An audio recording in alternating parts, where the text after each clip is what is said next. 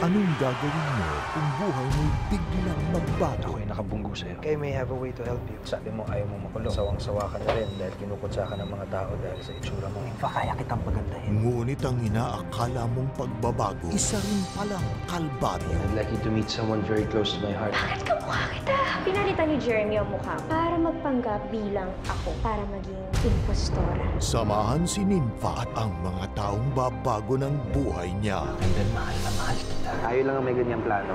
Once a cheater, always a cheater. Utang ko sa'yo yung buhay ko.